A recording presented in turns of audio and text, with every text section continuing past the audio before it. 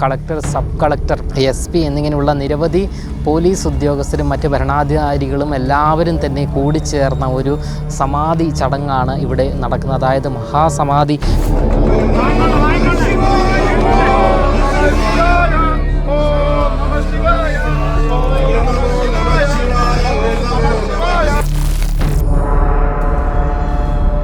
നമസ്കാരം. നെയ്യാറ്റിൻകരയിലെ ഗോപൻ സ്വാമിയുടെ സമാധിയുമായി ബന്ധപ്പെട്ട് നിരവധി വിവാദങ്ങളും ചർച്ചകളുമാണ് ഉയർന്നു വന്നിരുന്നത്.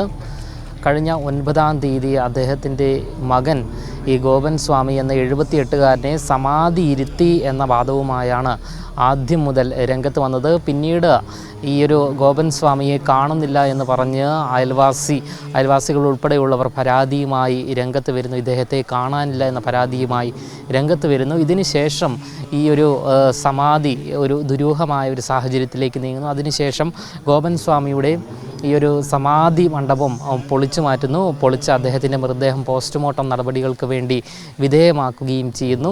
എന്തായാലും പോസ്റ്റ്മോർട്ടം നടപടികൾ പൂർത്തിയായിരിക്കുന്നു. ഇനിയും കൂടുതൽ പരിശോധനാ ഫലങ്ങൾ ഇനിയും പുറത്തു വരാനുണ്ട്.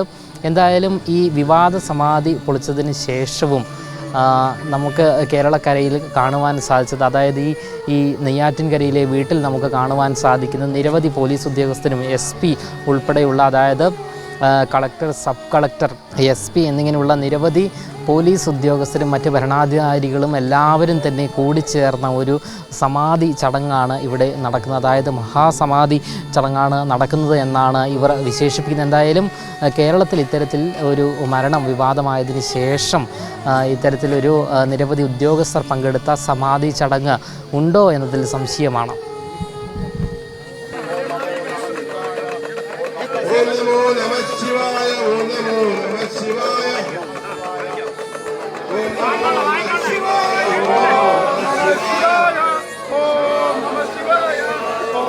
ദുരൂഹ സമാധി ഇപ്പോൾ മഹാസമാധിയായി മാറിയിരിക്കുകയാണ്. എന്തായാലും ഗോപൻ സ്വാമിയുടെ സമാധി ചടങ്ങുകൾ ഇപ്പോൾ നടന്നുകൊണ്ടിരിക്കുകയാണ്. ഇപ്പോൾ നമ്മളോടൊപ്പം ചേരുകയാണ് വിഷ്ണുപുരം ചന്ദ്രശേഖരൻ. ഇതിൽ ആദ്യം ചില ദുരൂഹതകളും മറ്റാരോപണങ്ങളൊക്കെ ഉന്നയിച്ചിരുന്നു. ഇപ്പോൾ വീണ്ടും അദ്ദേഹത്തെ സമാധി ആക്കുകയാണ്. എന്താണ് തോന്നുന്നത്? നേരത്തെ പറഞ്ഞ ദുരൂഹതകൾ ചാനലുകളൊക്കെ വരുത്തിയ ദുരൂഹതയാണ്. ഈ സിവിൽ കേസുള്ള വിശ്വംഭരനാണ് പരാതി കൊടുത്തത്.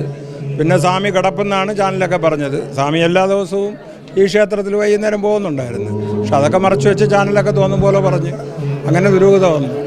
ഇതിപ്പോൾ സ്വാഭാവികമായിട്ട് ഇപ്പോൾ കോടതി പറഞ്ഞത് മരണ സർട്ടിഫിക്കറ്റ് വേണമെന്നാണ്. മരണ സർട്ടിഫിക്കറ്റ് വേണമെന്ന് പറഞ്ഞ കോടതി മെനഞ്ഞാന്ന് കണ്ണൂർ ഒരു പൗത്രൻ 3 ഡോക്ടർമാർ പരിശോധിച്ച് എന്നിട്ട് മരണ സർട്ടിഫിക്കറ്റും കൊടുത്ത് ആംബുലൻസ് കയറ്റിയപ്പോൾ കഴിച്ച്.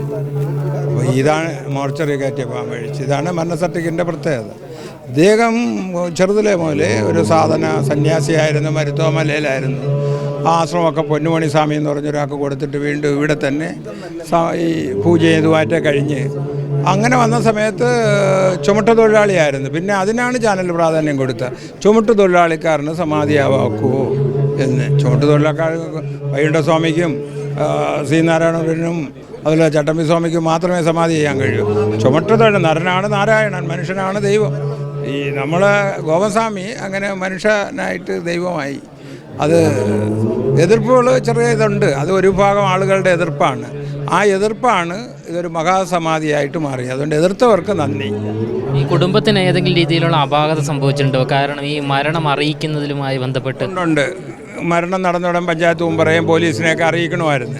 അത് അവർ അന്ധമായ വിശ്വാസികളാണ്. അച്ഛൻ പറഞ്ഞു ഇങ്ങനെ എൻ്റെ സമാധി ചടങ്ങുകൾ കഴിയുന്നത് വരെ ആരും പറയരുത്. അച്ഛനനുസരിച്ച് മക്കൾ അത് നിയമദൃഷ്ടിയിൽ ശരിയാണോ എന്ന് ചോദിച്ചാൽ ശരിയല്ല, പറയണമായിരുന്നു. പക്ഷേ അച്ഛനെ അനുസരിച്ച മക്കൾ, അച്ഛൻ്റെ നിന്ന് പൂജ പിടിച്ച മക്കൾ, അച്ഛൻ പറഞ്ഞത് പൂർണ്ണമായിട്ട് വിശ്വസിച്ചു. പക്ഷേ ആ മക്കൾ തന്നെയാണ് ഇത് അറിയിച്ചത്. ലോകത്തിന് എല്ലാം പോസ്റ്ററൊക്കെ ഒട്ടിച്ച് ഒളിച്ചു വെച്ചതൊന്നുമില്ല.